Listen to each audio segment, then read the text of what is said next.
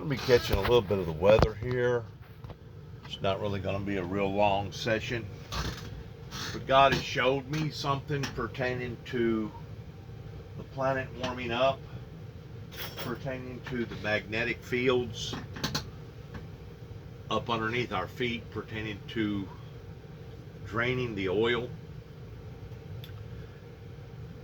And the more oil that we drain, the more we're going to see these radical changes in our weather behaviors, because it's not just coming from the upper atmosphere down into the earth, which is part of it, pertaining to the gases that are causing the heat, pockets of heat, to be held in the upper part of the atmosphere because of the carbon dioxide is going up into the atmosphere. That's only part of it. But if you'll see right there, Friday, Saturday, it looks like Tuesday and Wednesday, we're going to be looking at all-time highs here. And of course, the humidity, that's another thing to keep in the factor of what I'm fixing to tell you here. You know, we've always thought, well, the reason why this area in here stays so humid is because of the Mississippi River and all the trees. Well, that's part of it, but there's also another underground lying part that God has showed me pertaining to the humidity, and it's got to do with the heat, and it's got to do with what's going on up underneath our feet. Please listen.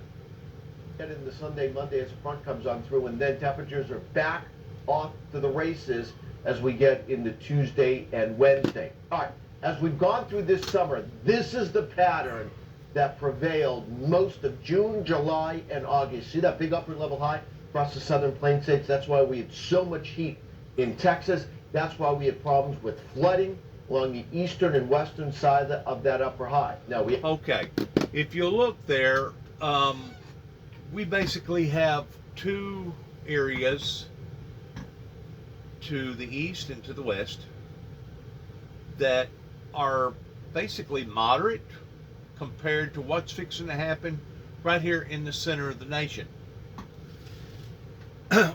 We've been looking at the upper atmosphere towards heat domes that are created from these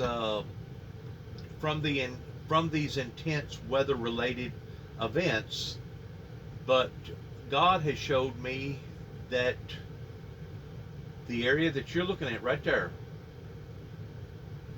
in the red is basically the area that gets distracted of more oil from the United States than any other part of the country. Of course, if you go up into Canada, they drain a lot of oil out of their ground too as well.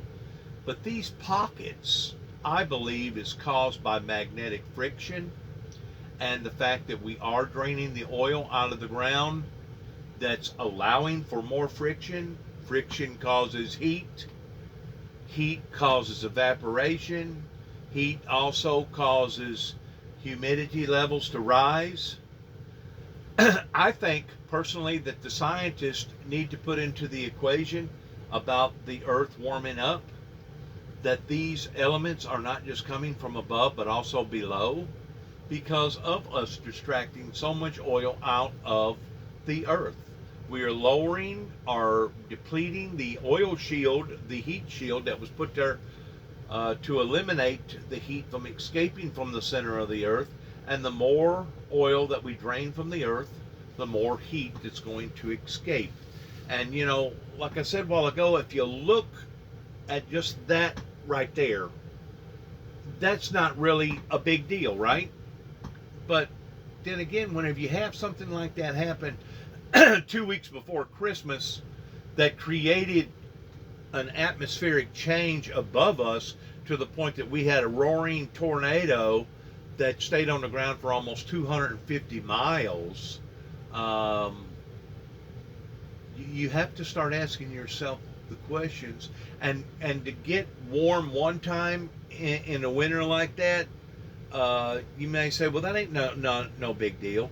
But in my lifetime, in the past 20 years, I have seen, probably 25 years, I have seen the weather go completely off the charts in comparison to what it used to be Just right around 2000, there was a major warming that was created, a pocket that caused massive tornadoes down in Madison County that stayed on the ground for several miles, 60, 70 miles. And then a few years after that, there was another massive outbreak of tornadoes. This heat that's generated up underneath our feet is escaping. And the reason why that it's escaping is because of the oil that we're reducing that was put there for a shield. Now let's go on here a little bit further. Hi. Now, we haven't seen this pattern, have we, over the last couple of weeks, but it is going to be returning as we move into Sunday, Monday, Tuesday, and perhaps even Wednesday. Once more, they look at the upper atmosphere, they look at the temperatures, they look at the humidity, they look at the jet stream, etc. And all those things are all proper factors that we need to put into the equation. But where science has lost its grip, it was not and has not been paying attention to these pockets of heat that are escaping from the earth that are creating these heat domes. Because why is it that one part of America is normal while the other part is abnormal? Why is it that we're seeing these abnormalities come into play even during the wintertime whenever we're not supposed to see these things? As that upper high strengthens in the southern plain states, and that means we're going to be looking at a significant warm-up and record-challenging heat as we head into Sunday, Monday, Tuesday, and Wednesday, mostly across Kansas and into Missouri, but some of that heat will be heading on north. Warm day today as well. There's our next frontal boundary across the Dakotas. We'll be tracking that over the coming days, and with that, there's going to be the threat, or at least some threat, for some severe weather. Not much on radar here this morning. You can see a little batch of showers here, anywhere from Wichita up toward the Twin Cities. But it's later on today with the heating of the day. Watch that area kind of bubble up as we head toward the afternoon, a little farther. Okay. He just said a word there that I wanted to use for an illustration of what I'm trying to talk about. Bubble up. That is a good metaphor of the same thing that it would be if you put a container of water on an eye of stove, and you turn the stove up, and all of a sudden you start seeing the water boiling. It boils from the bottom and then it extracts up towards the top. Same way, if you put an egg on a plate, you automatically start seeing it bubbling. We know for a fact that our microwaves generate enough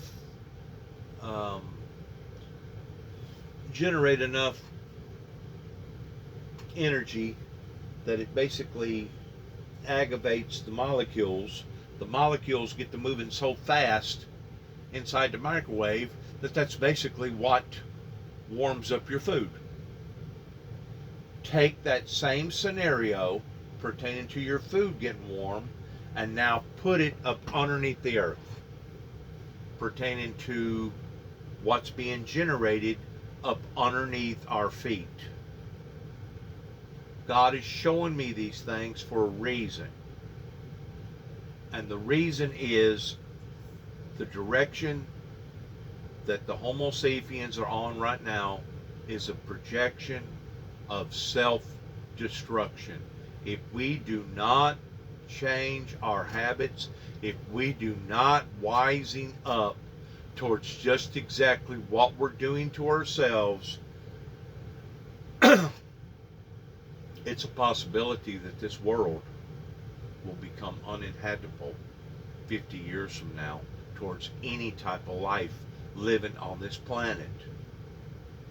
Like I said, it's one thing to see this freak occurrence happen once in a blue moon, but whenever you start having these occurrences happening year after year after year, and they're intensifying and they're getting closer together, and they're not only happening here in America but all over the planet, you have to start analyzing what is really going on, because I've said all along that if the sun beating down upon to the earth was causing this big hunk of let's say, a slight this chance or some risk. this hunk of dirt that we all take advantage of every day, like it's going to be here forever, we wouldn't be able to go outside without getting second, third, and fourth degree burns. So, looking at it from a meteorologist standpoint, it's a balance, and the balancing act is not just towards what's going on below the clouds, not just what's going on above the clouds, but it's also putting it all into proper perspective in what's going on underneath our feet. And if we do not start paying more attention to these things, we're only going to see these heat domes that are going to be created kind of like out west, to the point that you know, it just gets so dry to the point that it turns into basically a tinder box. And of course, the tinder box, whenever it starts blazing, the next thing you know, it causes other areas to burn, and the next thing you know, you got a out of control fire. They're talking a little bit here about possibly a storm, some sort of a hurricane possibly building. I don't know how severe that's going to be on the East Coast. I don't even know that it's going to hit the East Coast. They're saying that there may be some major underlying tide in the ocean problems on the East Coast, talking about North Carolina or whatever, but it's really too early to speculate towards what it's going to be doing here. There's a lot to our big planet that we don't understand, but there's a lot to our big planet that we do understand. And one of the things that we know for a fact is happening, that our planet is warming up. As our planet is warming up, it is also interfering with the lower and the upper atmosphere, as well as all the poisonous gases that we're putting up into the ozone, that's basically capturing the heat that goes up into the upper parts of the atmosphere, that's not allowing for that heat to escape. And it's just one exacerbating problem upon to another. And until we're willing to really scratch our heads and get serious about this stuff pertaining to distracting of the oil out of the ground and what we're doing to ourselves, we're going to see weather that's going to be out of proportion in comparison to what we thought that was normal, that's going to become abnormal, and it's really going to be in areas like we couldn't even believe. Humidity 100%. What's causing the humidity to be 100%? Well, like I said a while ago, we used to think, well, it's because of all the trees, of the forestry, and it's because of the Mississippi River being so close over here. Because this area has always been prone of having a high humidity base. But is that really what's happening? Or is it possibly the steam that's coming from the ground that's causing the heat to radiate in towards all that humidity? I mean,